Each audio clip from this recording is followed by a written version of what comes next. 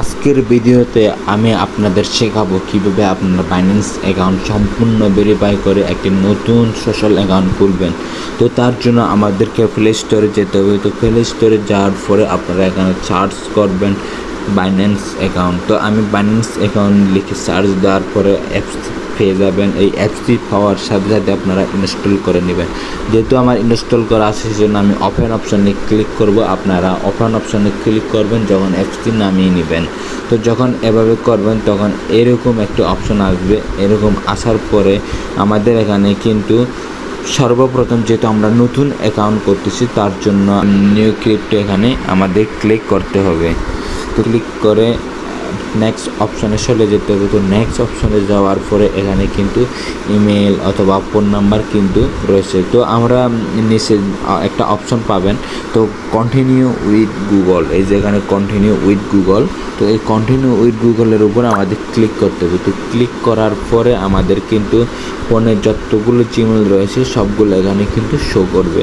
তো আমি যে কোনো একটা আপনাদের দেখানোর জন্য যে কোনো একটা জিমেল সিলেক্ট করলাম। তো জিমেলটা সিলেক্ট করার পরে আমার কিন্তু অ্যাগ্রি অ্যান্ড শেয়ার অপশন রয়েছে। তো অ্যাগ্রি অ্যান্ড শেয়ার অপশনে আমরা ক্লিক করব। ক্লিক করার পরে কিন্তু আমাদের ওই জিমেল দিয়ে একটি বাইন্যান্স অ্যাকাউন্ট কিন্তু হয়ে গেল। কিন্তু এখন বাকি আছে এখান দিয়ে আমাদেরকে ভেরিফাই করতে হবে। তো ভেরিফাই করার জন্য আমাদের এরকম যখন আসবে নেক্সটে আমরা ক্লিক করব। তো নেক্সটের উপর ক্লিক করার পরে কিন্তু আমাদের এখানে রেফারেল আইডি, স্ক্রিনে দেওয়া নাম্বারটি রেফারেল আইডিটা ইউজ করে নেবেন। তো ভেরিফাই আইডি আমরা এখানে ক্লিক করব ভেরিফাই আইডেন্টিটির উপর।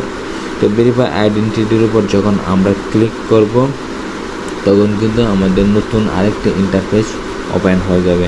তো দেখেন যে নতুন একটি ইন্টারফেস চলে আসছে। তো এখানে কিন্তু আমাদের মূলত কাজটি এখানে অ্যাকাউন্টটা ভেরিফাই করতে হবে। তো ভেরিফাই করার জন্য এখানে কিন্তু বাংলাদেশ সিলেক্ট রয়েছে, আমরা যেহেতু বাংলাদেশ থেকে বাংলাদেশ দিয়ে দিব। এরপরে আমরা কন্টিনিউর উপর ক্লিক করব। তো কন্টিনিউর উপর যখন আমরা ক্লিক করব নেক্সট ইন্টারফেসে কিন্তু আমাদের আবারও রিজন সিলেক্ট করতে বলা হয়েছে।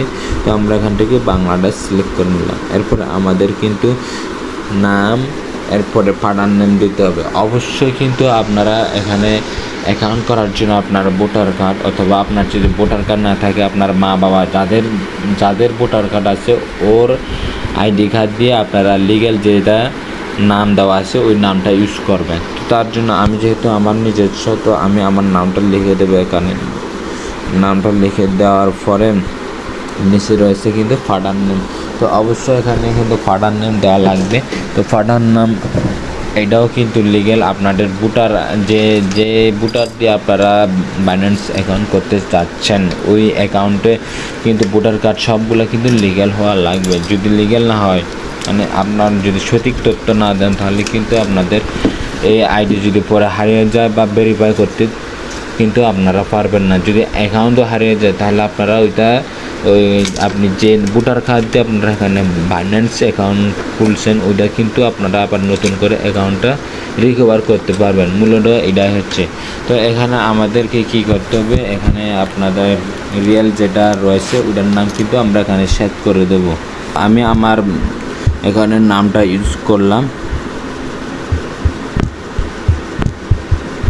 তারপরে এখানে আপনার ডেট অফ বার্থডেও আছে। তো অবশ্যই কিন্তু ভোটার আইডি কার্ডের সাথে মিল রেখে আপনারা ডেট অফ বার্থ এগুলো দিয়ে দিবেন।